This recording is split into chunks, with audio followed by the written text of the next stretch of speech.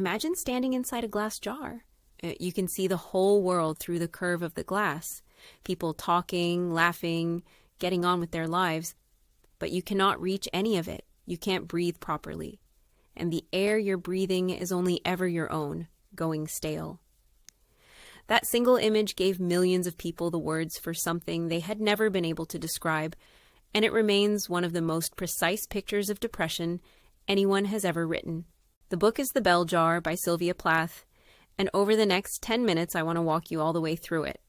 The whole story, the remarkable woman who wrote it, and why, more than 60 years on, it still matters so much. One gentle warning before we begin. This is a story about depression and about suicide, so please look after yourself as you listen. And there's one thing I want you to hold on to from the start, because we'll come back to it at the end. When this novel first appeared in print, Sylvia Plath's name was nowhere on it. She published it under a name that wasn't hers. And the reason she hid, together with what happened to her just a few weeks later, is the part of this story that will stay with you longest. So let's start where the book does, with a young woman who, on paper, has everything. Her name is Esther Greenwood, and it is the summer of 1953.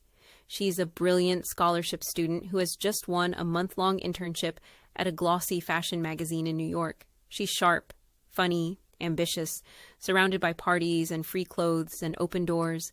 By every measure, this should be the best month of her life. And that's exactly the point Plath is quietly setting up, because Esther feels almost nothing at all. This is the first thing the novel understands so well, and it's worth holding on to if you ever try to describe the book to someone.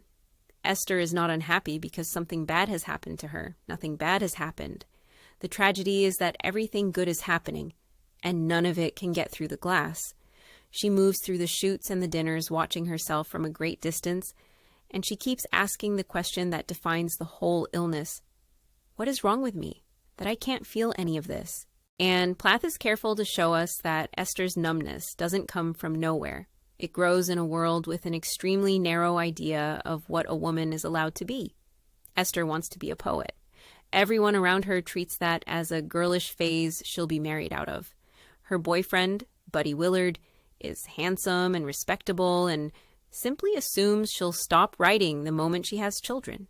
The message she absorbs again and again is that she can be a wife and mother, or she can be a lonely, unnatural failure, and that there is nothing in between. Out of that pressure comes the book's most famous image, and it's the one to steal for any conversation about it. The fig tree. Esther imagines her life as a tree heavy with fruit, and every fig is a future she could reach for.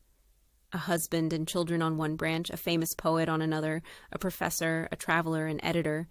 But she finds she cannot choose one without letting all the others fall. So she sits in the fork of the tree, starving, unable to decide, and watches every fig wrinkle go black and drop to the ground. It's the perfect picture of how depression turns endless possibility into total paralysis. When you have every option and cannot move toward any of them, you lose them all. When the internship ends, Esther goes home to the Boston suburbs, and this is where the glass begins to close in around her for real. She stops sleeping, not for a night, but for weeks.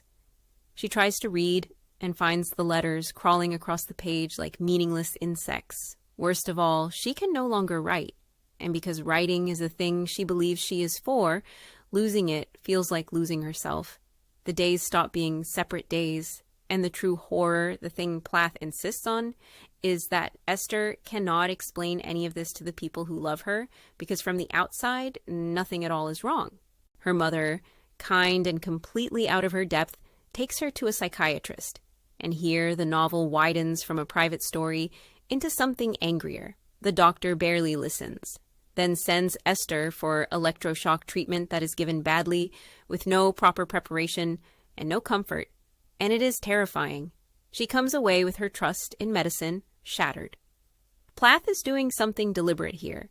She's showing us a system that is supposed to heal, treating a suffering young woman as a problem to be switched off. It's a portrait of care that does not actually care, and it makes Esther more frightened and more alone than before. And so, With the bell jar sealed tight and no one able to reach her inside it, Esther reaches the bottom. She attempts to take her own life. I'm not going to describe it, and the novel doesn't dwell on it or dramatize it for a moment. Plath writes it plainly, which is precisely what makes it land. What matters is what the book does next. Esther survives, and she wakes in a hospital, and the story does not treat that as its ending. It treats it as the place where the real story finally begins. A wealthy patron of Esther's writing pays for her to be moved to a private hospital, and it's there that everything slowly starts to turn, because there she meets a doctor who is genuinely different. Dr. Nolan is a woman, calm and direct, and instead of talking down to Esther, she talks to her like an adult, and more importantly, listens. For the first time, someone treats what Esther has as an illness she can recover from, rather than a flaw in her character. And the contrast with that earlier doctor is the book's quiet argument about what actually helps. Not the machinery, but being truly seen by another person. Recovery, though, is never presented as something Esther has earned or deserves more than anyone else, and Plath makes that unbearably clear through another patient named Joan. Joan knows Esther from home. She's caught the same illness, moves through the same hospital, seems to be improving alongside her, and then Joan takes her own life. It's the novel's most sobering moment because it refuses to pretend recovery is a reward for being good or strong. Esther lives and Joan does not, and the book won't give us a tidy reason why. That honesty about how arbitrary survival can feel is part of what makes it so trusted by people who've been there. For Esther, the healing shows up in small, physical, ordinary things, which is exactly how it tends to arrive. The bell jar, she says, begins to lift, and she can breathe again. She can read again. She's fitted for a diaphragm, and though that sounds like a minor detail, in 1953, it means something enormous. Freedom from the fear of an unwanted pregnancy deciding the whole shape of her life. Bit by careful bit, Esther starts to want things again. And then she's called in to be assessed for release. She walks toward the room to face the doctors, and the book simply stops there. That refusal to show us what happens next is one of the bravest choices in the novel, and it's the last big thing to understand about it. Esther is better, but she tells us plainly that the bell jar is not gone. It's only lifted, hanging somewhere above her, and she knows it could descend again. There's no cure, no promise, no neat ribbon tied on the end. There is only a young woman stepping forward anyway, carrying the full knowledge of what happened to her. And anyone who has actually lived with this illness will tell you that this is the truest ending Plath could possibly have written. Which brings us to the woman holding the pen, because the reason the book feels this true is that Sylvia Plath was, in so many ways, writing her own life. Like Esther, she was a dazzling student and a prize-winning young poet. Like Esther, she won a guest editorship at a New York magazine in 1953, came home, fell into a severe breakdown, attempted to end her life, and was treated with electroshock. She survived that summer, went back to university, and graduated with the highest honors. The bell jar isn't a diary.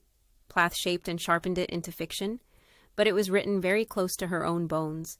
In the years after, she married the poet Ted Hughes and had 2 children, and she wrote the fierce, luminous poems that would make her one of the most important poets of the century. But the marriage broke apart when Hughes left her for another woman, and it was out of that wreckage that she did her most astonishing work. In the freezing winter of 1962, alone in a London flat with 2 small children, often writing before dawn, she produced at a furious pace the poems that became her masterpiece, the collection called Ariel. Her greatest art came painfully from her hardest season. And now we come back to the promise from the beginning, the hidden name. When The Bell Jar was published in London in January 1963, it did not carry Sylvia Plath's name. It appeared under an invented one, Victoria Lucas. She hid partly because she was afraid of wounding the real people she had drawn from, especially her mother, and partly because she was anxious about how such a raw, personal book would be received. The reviews it got were polite and forgettable. She had poured her deepest experience onto the page and then felt she had to disguise herself to let it out into the world. And this is the heartbreak the whole story has been building toward. Just 1 month after the book appeared in February 1963, Sylvia Plath died by suicide. She was 30 years old. The novel that would eventually speak for millions was, at the moment of her death, a quiet little book by an author almost no one knew existed. It was only published under her real name 3 years later, and it didn't even reach America until 1971. And it was then, once her name was finally on the cover, that it became one of the defining books of the century. She never got to see any of it. So, after all of that, why should you actually read it? The first reason is simply what it does with language. Depression is famously almost impossible to describe from the inside, and yet Plath describes it exactly. The glass jar, the stale air, the fig tree of futures rotting while you fail to choose. If you have ever felt that particular deadness, this book hands you the words for it, and there is a strange relief in being understood so precisely. And if you never have, it lets you stand inside that experience and understand someone who does, more completely than any explanation ever could. The second reason is that it's nothing like the grim, morbid thing its reputation suggests. It's sharp and often wickedly funny. It's furious about the tiny box the world tried to fold a brilliant woman into. And underneath it all, it is a book about survival. Esther comes out the other side of the glass. Plath, tragically, did not.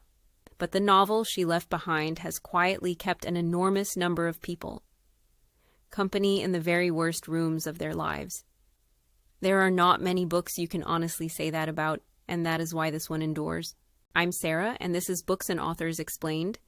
The affiliate link to the book is in the description below. And if any of this felt a little too close to home, please reach out to someone you trust. There is support out there, and you truly deserve it.